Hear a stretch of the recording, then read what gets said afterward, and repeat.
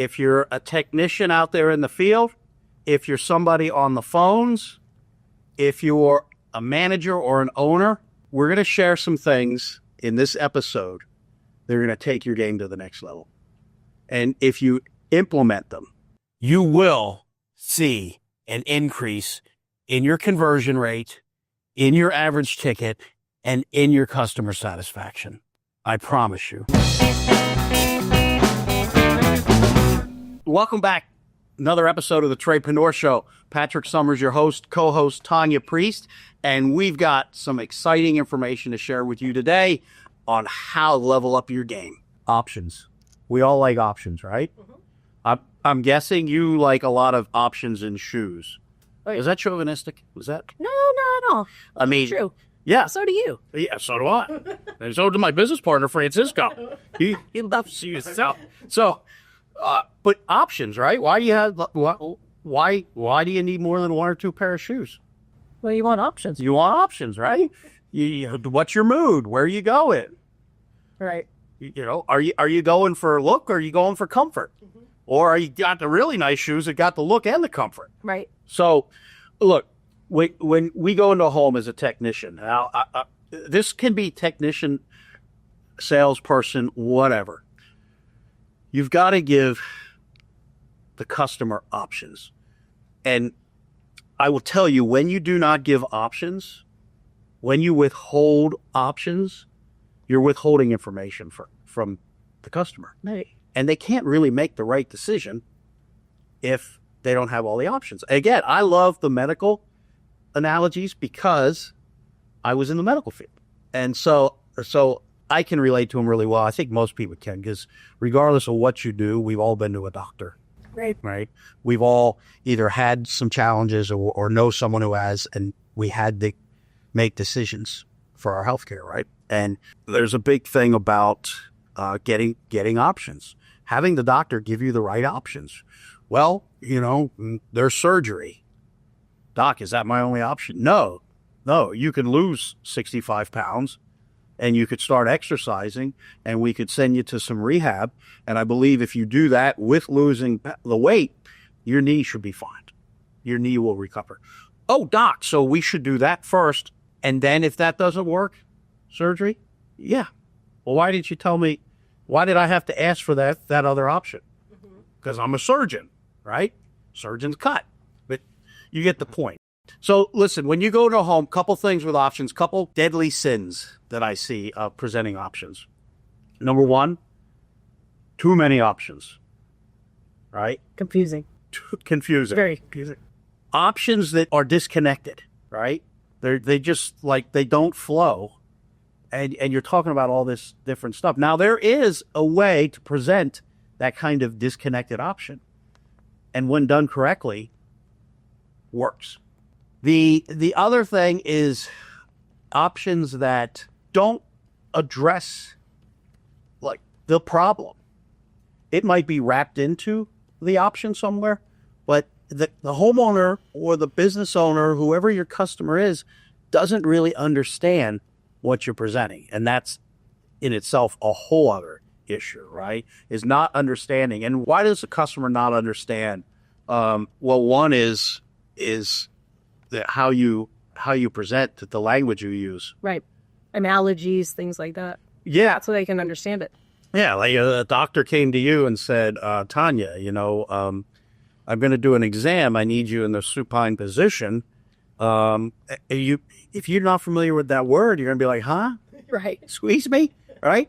But if you are familiar with that word, you'd lay down on the exam table, right? Right. But a doctor's going to come in and say, hey, listen, I need you to go ahead and lay back on this exam table, because everybody understands that. Mm-hmm. Now, if he uses medical terminology, right, a little bit different, yeah, right? So if I said to you, I'm your doctor, right? And I said, so is the bruise that you're telling me about, was it more proximal or distal? Yeah, I'd be like, excuse me. Yeah. What are you talking about? You lost it here. Yeah. Or instead I'd say, the bruise you're talking about, was it closer to your knee or further away from your knee? Right. Right? So the terminology is really, really important. right? Impress your friends and other technicians and tradespeople with it, but don't explain to the homeowner. Right. The other issue with presenting options that I see a lot is the options are, it's not properly communicated. Why is this a concern? And why does this have to be done? What is the impact of not doing it? Which goes to really the final thing I'll say on some of the issues with presenting options is when they're written up or put together, the technician does not walk through each option properly with the homeowner, taking the time to explain what the issue is and what the options are to solve the problem, and explaining the pros and cons of each. Because remember, previous episode, trusted advisor. Right. You need to be a trusted advisor. So if you're going to be a trusted advisor, if you're going to advise, when you get done explaining to the homeowner what their options are, they should be able to explain them back to you. They should be able to explain them to their significant other. Right? Right.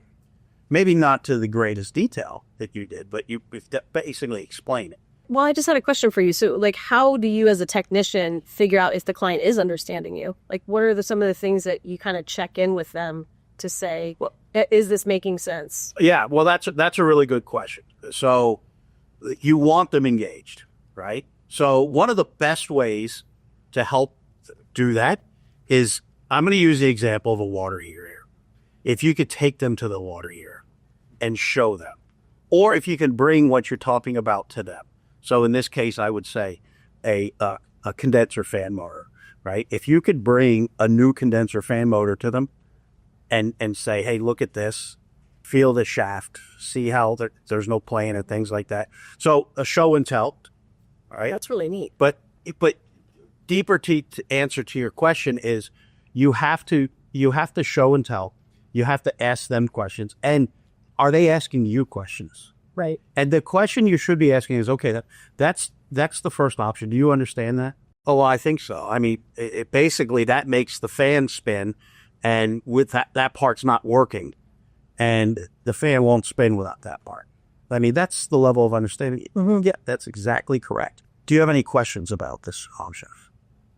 No. What are the other? Okay, let's go, right? So Right. Just asking, do you have any questions? Little check-ins. Now, you have to also understand the person you're talking to, and this is where it really helps if you know profiles, right? Personality profiles. Because certain people will ask questions, certain people, I'm going to ask you questions. Mm-hmm. I might even offend you by the questions I ask, right? Other people are just going, okay. Mm-hmm. And then you're going to get the high C's. They're going to ask you questions that you better hope you know the answer. Right. Right? Or you lost them. Yes. Yeah. So you need to confirm understanding, right? And if you can get them hands-on in the sense of showing them pictures, maybe it's a situation that's you're on the roof and you're dealing with a flue pipe or a chimney or shingles, and you're not going to ask the homeowner to go on the roof, right? So now you bring them pictures and video. So that goes a long way towards that. So that was a really good question because, again, if you get the technician that does go through everything, and the homeowner ends up not doing anything, and then calls in and says, "Yeah, I don't understand what my options are here." Now, I will tell you, in most cases, it's because they weren't explained. Right. Right. To where they understood it. Yeah. So, and there's certain questions for another episode that I always ask a homeowner when those type of phone calls come in to get a better understanding of what really took place. And usually within one or two questions, I know exactly what the tech did or didn't do. Right. And it's not always the tech's fault, but presenting options is where we miss the boat. So when you present options, when you go out to a home, I'm going to do an example of repairing something. Or look, this could be something's broken, or it could be an inspection or maintenance, right? You can use them all. But a lot of times you see a good, better, best option, and that's universally understood that you can go to Best Buy and there's good, better, bests, right? And you can go a lot of places and they'll present things that way. You go to Amazon, stuff's presented that way. One of the things I do like is a must, should, could, where you must do this right? You should do this. You could do this. But also, I don't like the must, should, could as much as I did at one time, because I think it's too vague. And what I really preach is using the fix it now, fix now, right? Because the word fix, like, okay, this is what's going to fix my problem now. Yes, this is fix now. So, because you don't have to do anything, right? So this will fix it now, improve now. So this will fix your problem, and it will take care of some other concerns that I see. All right? Does that make sense? Yeah, that does. The next option is upgrade now. Upgrade could be, get a better toilet, get a new air conditioning system, put a new roof on. It doesn't have to be replacing a system either. It could just be enhancing. Get better filtration, right? That type of thing. And then the other option, this is where I come up with the 4, right? The other option is plan ahead, right? I like to plan ahead because a lot of times you're going out to the home and there's you go out to a home and they're in a relatively new home and everything seems to be pretty good, The ductwork's as it should, which is rare. Systems newer. They got the water filtration. The roof obviously is new. Everything's as it should be. Okay, well, let's plan ahead. And you can still do the fix it now, because fix does not mean something's broken. It means something can be improved. So let's say you go to that home, and let's say you're going on a maintenance, and you go to a home, and I'm going to use HVAC in this example. You go to the home, and they bought the house. They've been there 6 months, all right? Well, look, you can't drive your air conditioning system to dinner, and you can't show people and cook on it, right? So everybody forgets about it, and the builders usually put the cheap builder grade stuff in. So what could you fix now? Your filtration. Well, is my filtration broken? Essentially, yes, you have a 1-inch pleated filter, right? So actually your filtration is your lungs. That's to protect your system from rocks and small children. But it is not for cleaning the air. Right. So we could fix that now. Right. So real quick, just as a comfort advisor going into a home, I'm replacing a system for a client. Yeah. I'm doing the best, good, better, best options. Okay. How do I tie that fix it, improve it, upgrade and future on that aspect? If you're going in to give, let's in this example, to replace a system. Yeah. What you're saying is you focus a lot on what system? Single stage, right. Variable speed. Yeah.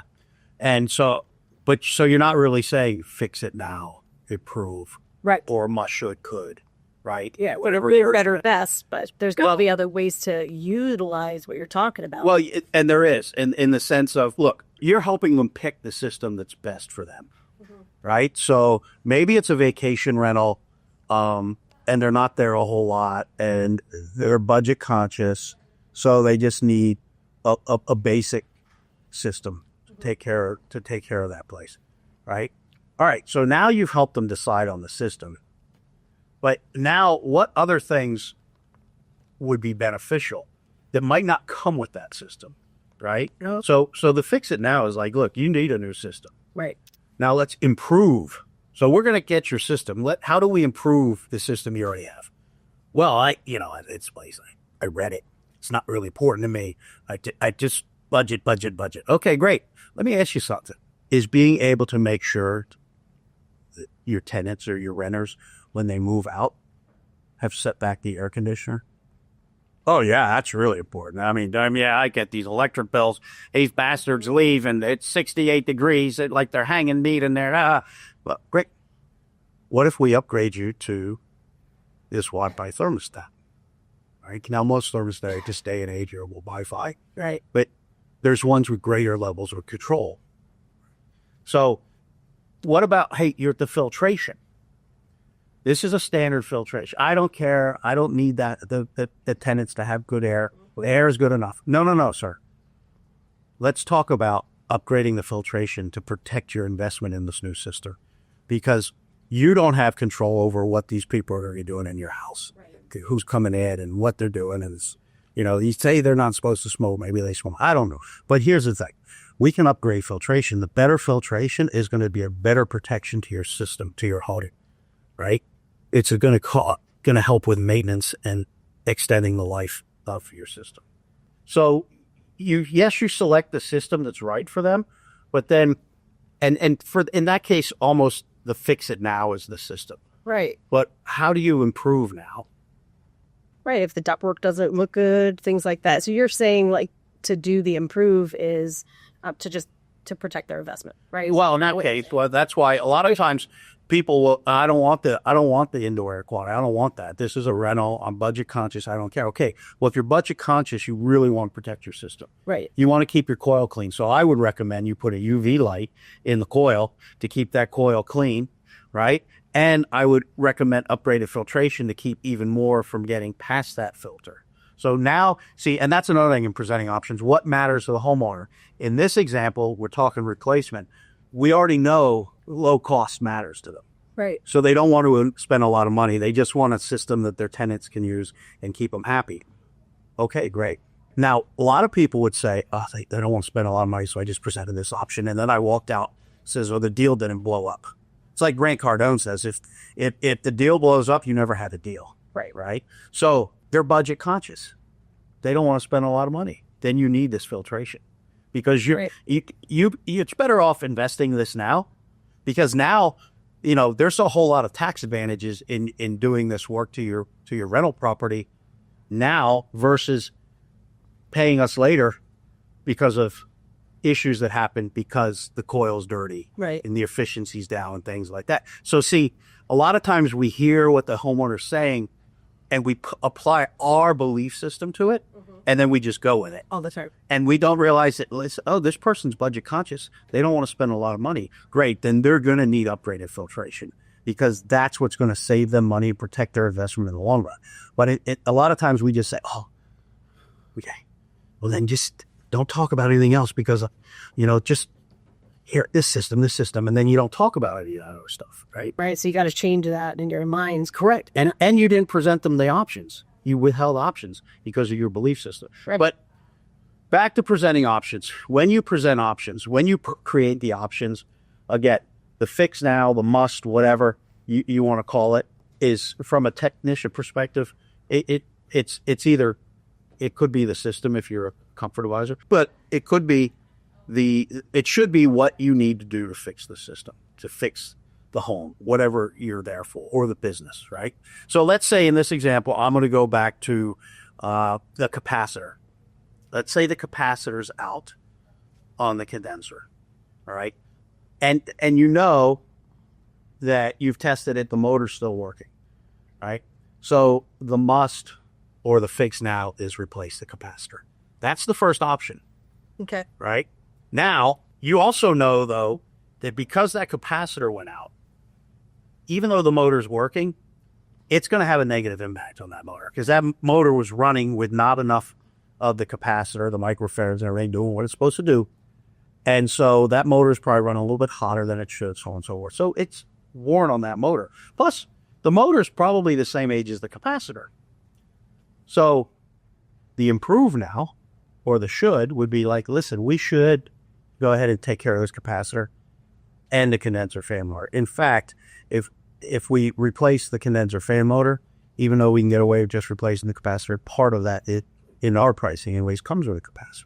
So now you've just upgraded the customer from just doing a capacitor to taking care of that, because now both items are fixed, repaired, and depending on your company's warranty, are protected, right? Now you could say, hey, in this case, we've got, you have no start assist on here. Here's what I recommend a start assist. So your must or your fix now is the capacitor, right? Now you could build out that your should, right?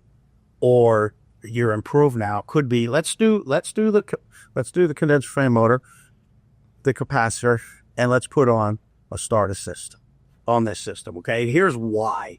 Here's why I recommend it, and here's what benefit you're going to get from it. Right? The biggest benefit is they're going to get peace of mind right now, because here's how you get a callback. You don't talk about the condenser fan motor because it's just the capacitor. And guess what? A month later, you're back because the condenser fan motor went out. Oh, that's just an upset client. And upset clients. Now they doubt that you had the issue the first time, right? Right. So now when you bring something to them, they're going to be like, well, wait a minute. You didn't tell me about this last time. You only told me this. And so now you could say the upgrade now could be, something totally different. Like, let's say it's a newer system. It's still under warranty, things like that. Your upgrade now is not going to be a new system, right? It's going to be, it could be filtration, right? Right. It could be any number of things, right? And I'm thinking outside trades. I'm trying to think other trades for examples, but I'm going to keep it to what I'm most familiar with.